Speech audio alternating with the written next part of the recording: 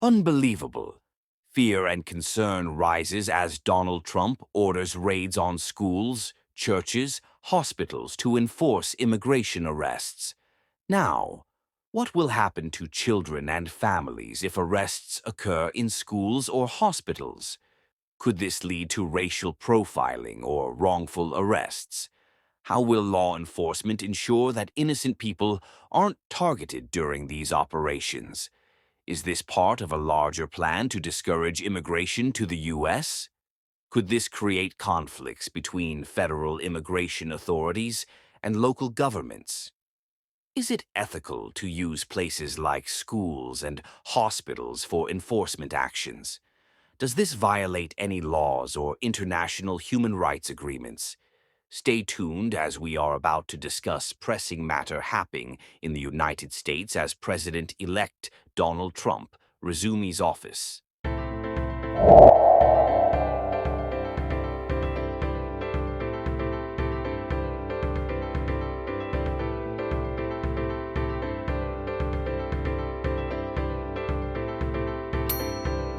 President Donald Trump has authorized U.S. immigration authorities to conduct arrests at schools, churches, and hospitals, ending a long-standing policy that designated these locations as off-limits for enforcement.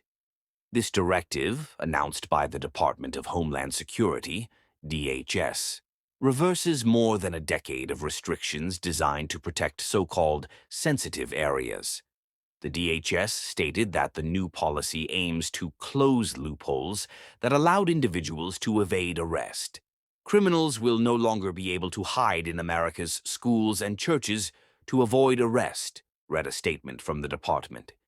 The administration emphasized its confidence in law enforcement's ability to apply common sense in implementing these changes. Acting DHS Secretary Benjamin Huffman, who issued the directive, also reinstated the use of expedited removal nationwide.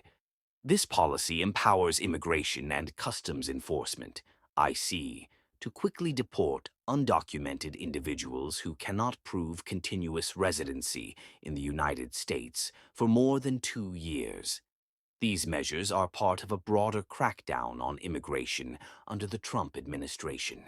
In the same week, the president signed several executive orders, including suspending the refugee system, blocking certain applications that facilitate U.S. entry, and strengthening cooperation between ICE and local governments. Tom Homan, Trump's border czar, confirmed that ICE agents are poised to launch nationwide operations to arrest and deport undocumented individuals. ICE officers across the country will be actively enforcing immigration laws, Homan stated in an interview. Opposition and concerns. The new policies have drawn sharp criticism from advocacy groups and religious leaders who warn of their potential impact on immigrant families and communities. The Center for Law and Social Policy expressed concern that the changes could deter families from seeking essential services such as medical care, education, and disaster relief for fear of arrest. The organization highlighted the risks of children witnessing traumatic enforcement actions, particularly in spaces traditionally viewed as safe havens. Critics argue that the measures may disproportionately affect families with U.S. citizen children and erode trust in public institutions. Religious leaders have also voiced opposition, warning that enforcement actions in sacred spaces could undermine fundamental principles of sanctuary and compassion. As the Trump administration doubles down on immigration enforcement, the debate over balancing border security and humanitarian concerns continues to intensify.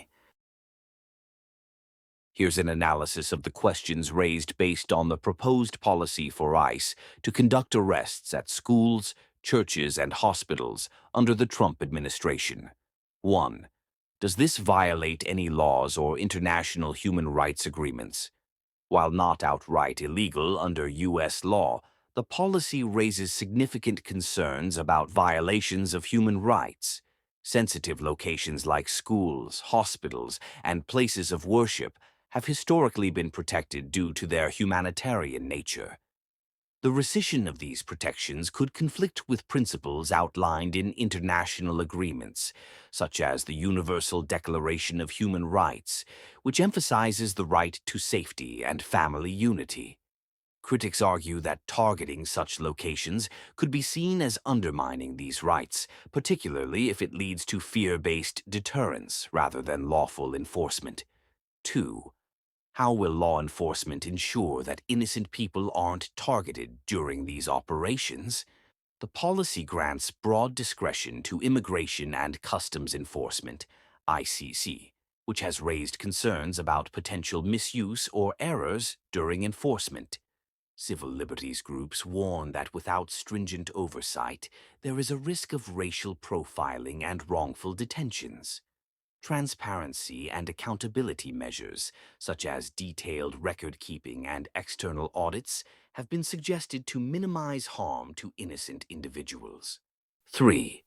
Is this part of a larger plan to discourage immigration to the U.S.? Yes, the policy aligns with broader efforts by the Trump administration to deter immigration. This includes stricter border enforcement, expanded expedited removal procedures, and the reversal of protections for undocumented immigrants.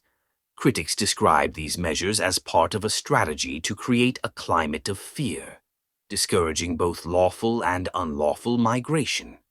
Advocacy groups argue this could harm immigrant communities, particularly those with deep-rooted ties to the U.S.